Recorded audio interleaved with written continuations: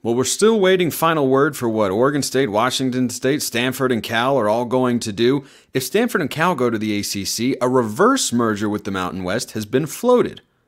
There's an intriguing element to that, but it's got some hurdles. You are Locked On Pac-12, your daily podcast on the Pac-12 Conference. It's the Locked On Podcast Network, your team every day.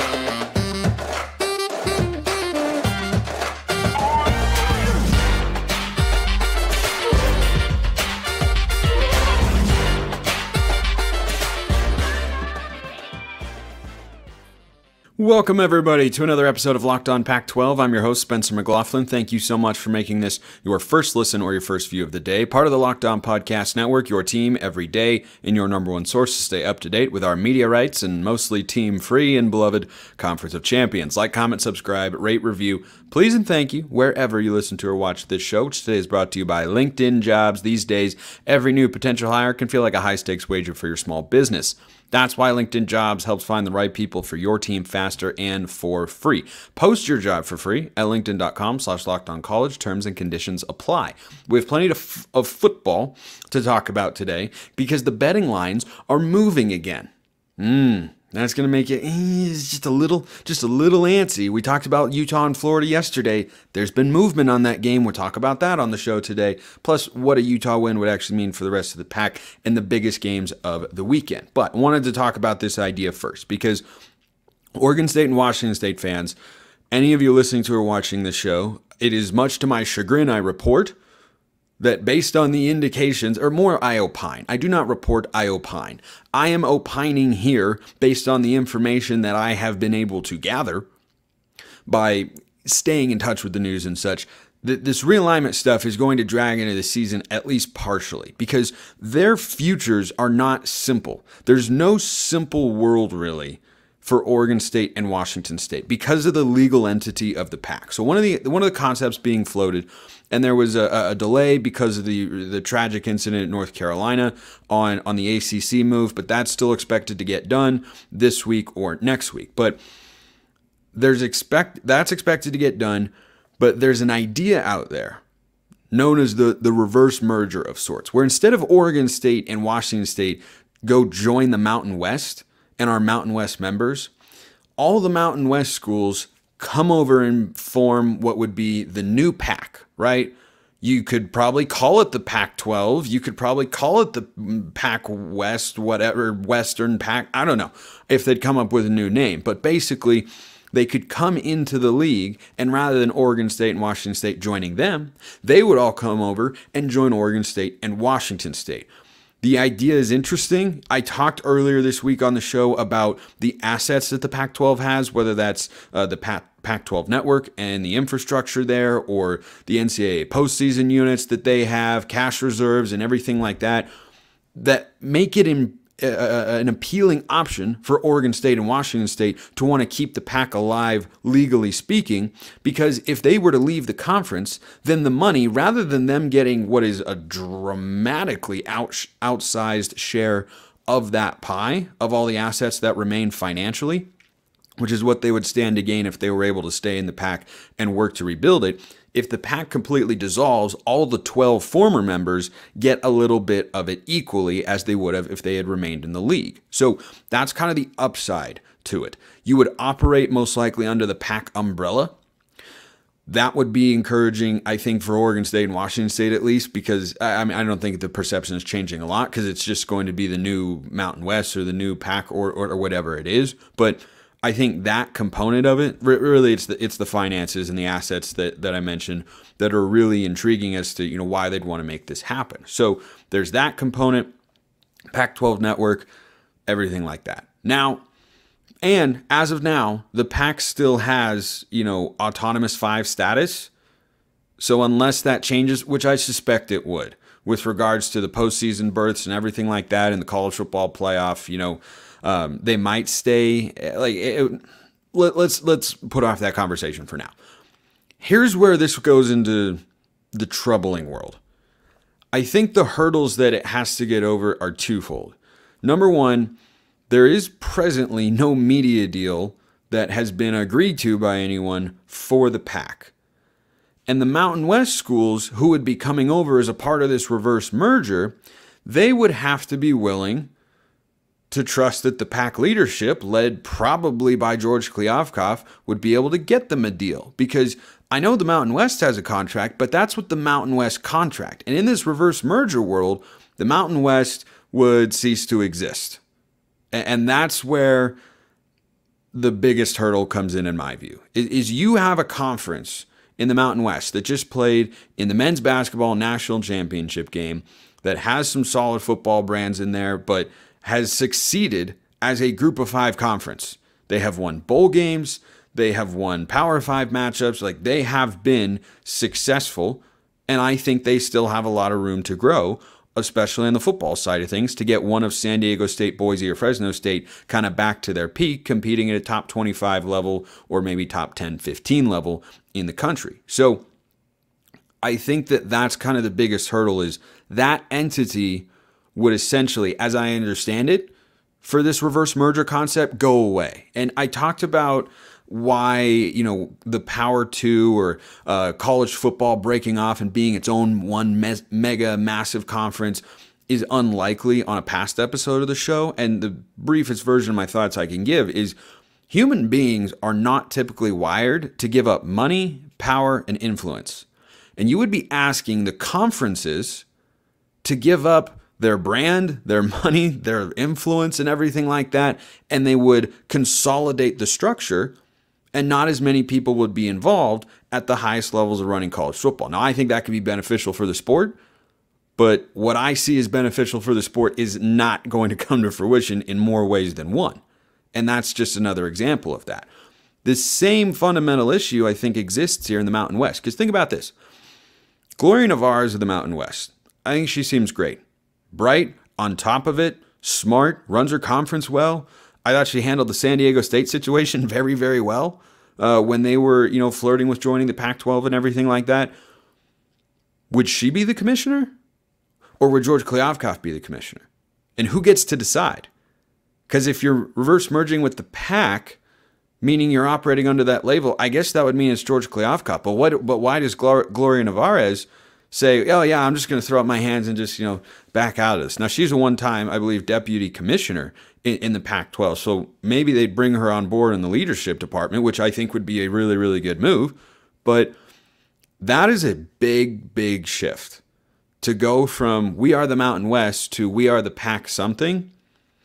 That requires a lot of change. That requires a lot of legal technicalities, and it would require a new media deal, because there is clearly no automatic guarantee that the Pac can just put together a deal. Now, the Mountain West contract would be intriguing to try and work within, to say, hey, are you willing to just, go apply this to the same conference, but with Oregon State and Washington State and under this label? I'm not a lawyer. I don't know the technicalities of everything like that. But I think this is an interesting concept, to say the least. I don't know how likely it is because of those hurdles, but it's one. And this was a question that came in, by the way. Mailbag, always open. YouTube comments, or hit me up on Twitter at Smalls_55 or at LO_Pac-12. DMs and mentions wide open. This was from Gigantopithecus 100. I hope, I have no idea what that is. I hope it's appropriate.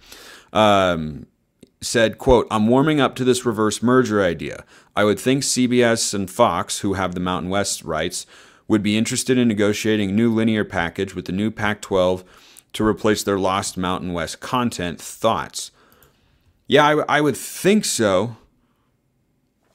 But can you guarantee that? No, because the contract is with the Mountain West Conference, not the Pac-12, and we know how well they negotiate in the media rights space. Now, it'd be mostly Mountain West schools you're dealing with, so the presidents at B might not have the same outsized perception of their value as the Pac-12 presidents clearly did once upon a time, that in a significant way led to the downfall of the league as we know it. But I think the idea is intriguing, and I think it's the most likely of the top two outcomes here. I think most likely is Oregon State and Washington State join the Mountain West and the Pac dissolves.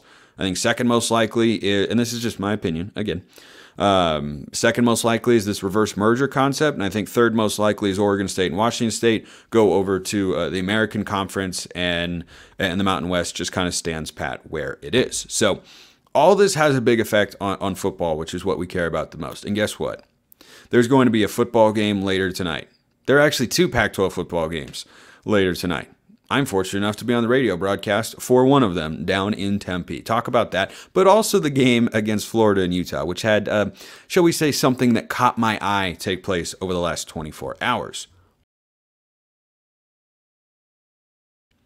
You'll be able to catch your eye over at LinkedIn Jobs, because these days every new potential hire can feel like a high-stakes wager for your small business. And you want to be 100% certain that your eyes can catch the best qualified candidates available, and that's why you have to check out LinkedIn Jobs. LinkedIn Jobs helps find the right people for your team faster and for free. Go in there, create a free job post in minutes, which is easy, and then add the purple hashtag hiring frame to your profile so you can spread the word that you are hiring. Simple tools like screening questions make it easy to focus on the candidates with just the right skills and experience, right? Like the Goldilocks and the 3 Bears. Not too hot, not too cold, just right for the skills and experience to quickly prioritize who you'd like to interview and hire. LinkedIn Jobs helps you find the qualified candidates you want to talk to faster. That's why small businesses rate LinkedIn Jobs #1, that's numero uno, in delivering quality hires versus leading competitors. Post your job for free at linkedin.com/lockedoncollege to post your job for free. That's linkedin.com/lockedoncollege to post your job for free. Terms and conditions apply.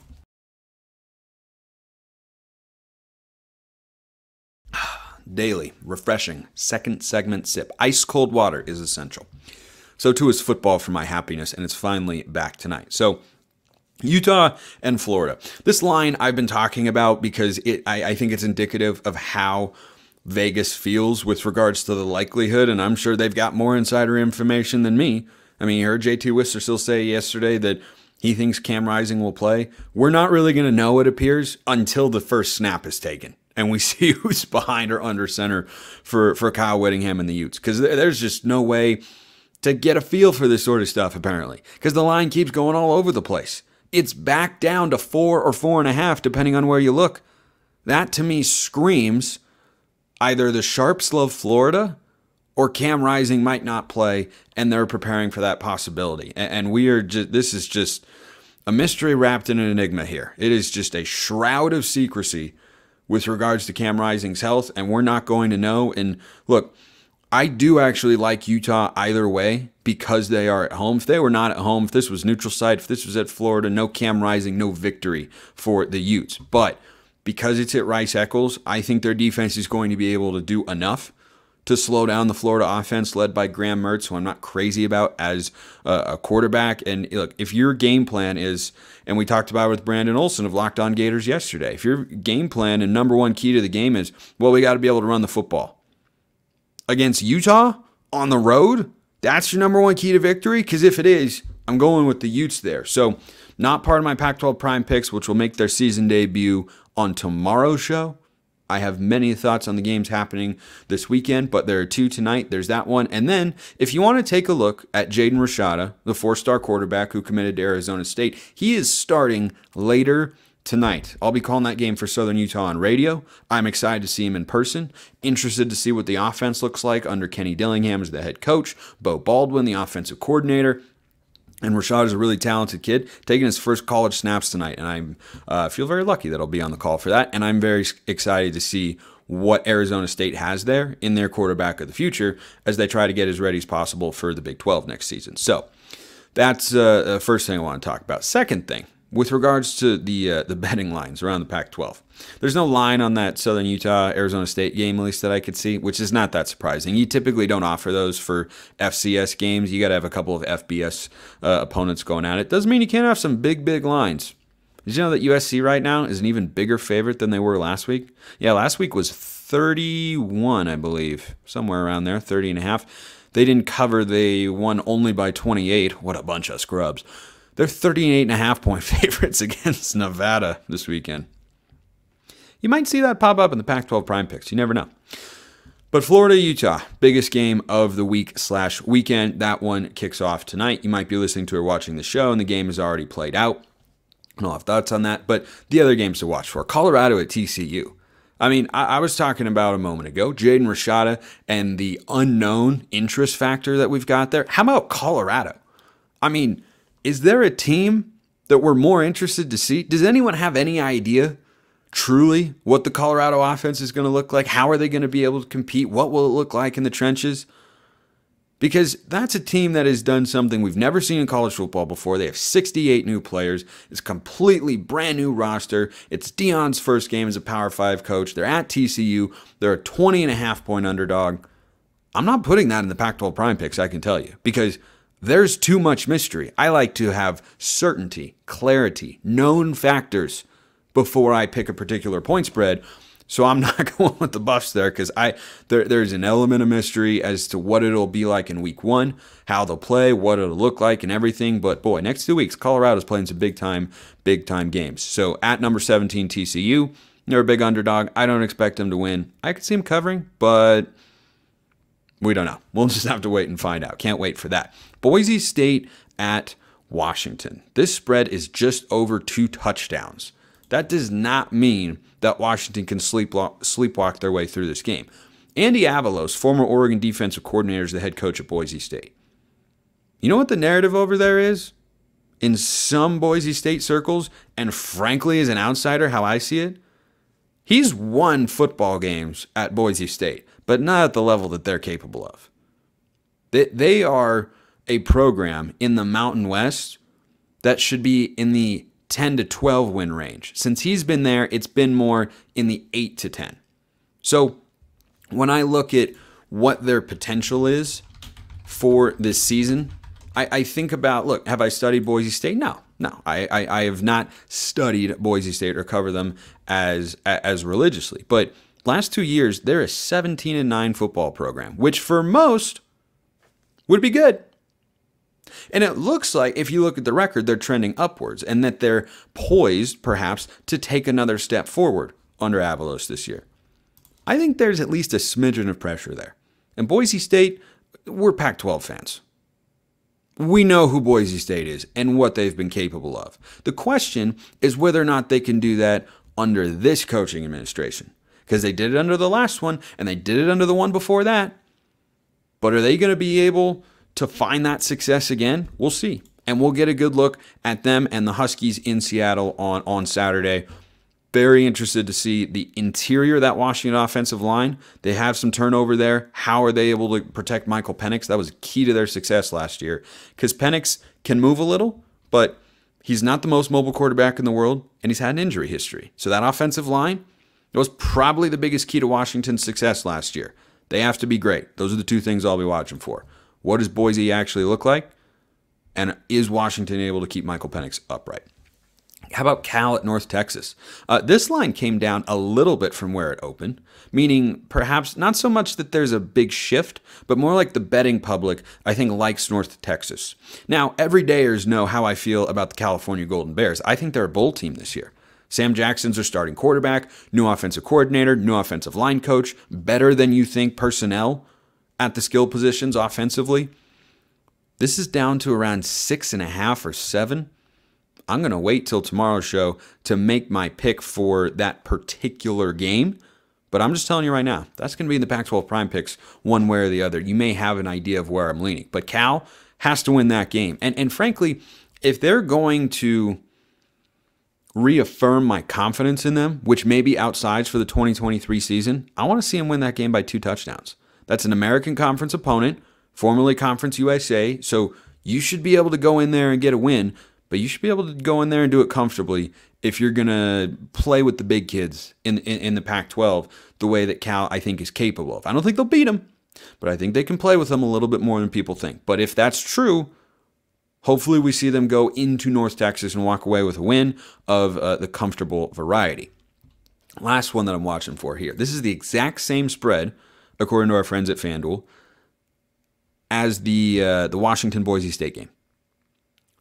2 touchdowns plus a half a point.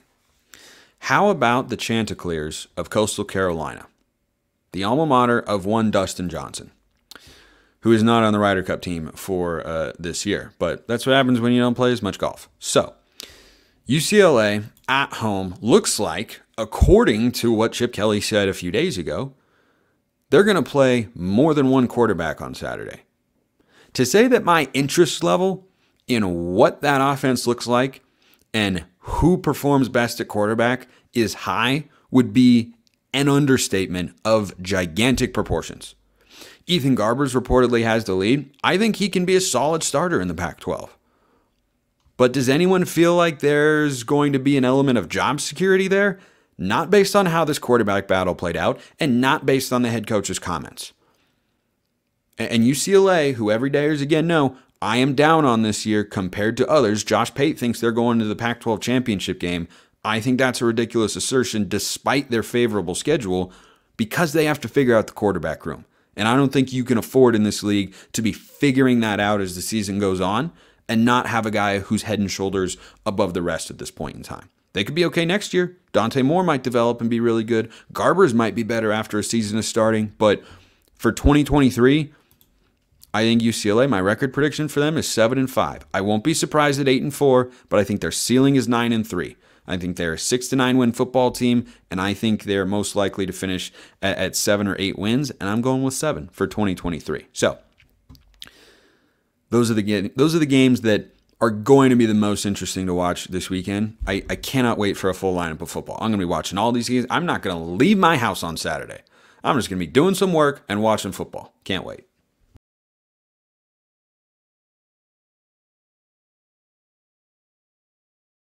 All right, so that game tonight against Florida for the Utes of Utah, the two-time reigning Pac-12 champions. I was thinking about this question. You know, I asked it on yesterday's show to Brandon and JT when we were having our panel about the game and everything, and they were sparring back and forth, which, by the way, if you didn't listen to or watch, I'm serious, go listen to it because Brandon and JT are great. They did an awesome job. They laid out the game super well. So if you want kind of an examination of what to watch for in the game tonight, that's going to be your spot. So last year, I argued going into the Florida game that Utah needed to win for their college football playoff hopes, which is again true, but they also needed to win for the Pac-12's sake because they went in as a preseason top 10 team. Florida was unranked, and they went in there and they weren't able to get it done. They came very close, but they didn't get it done, and that was not a good look for the Pac-12. That your reigning and eventual Pac-12 champion couldn't beat what ended up being a 6-7 Florida team, that's not ideal. Now, the question of does the Pac-12 need Utah to win this year is not quite the same. The answer is yes, but there has to be some context because that yes only applies to this season. Last year, I was talking about it in the context of 2022 and in the context of, hey, you want to build yourself as a reputable football conference, you got to win these sorts of games. You got to have these matchups. If this is one of your best teams, you got to be able to go and win that game. But now, that element of it, given the Pac's future, doesn't matter.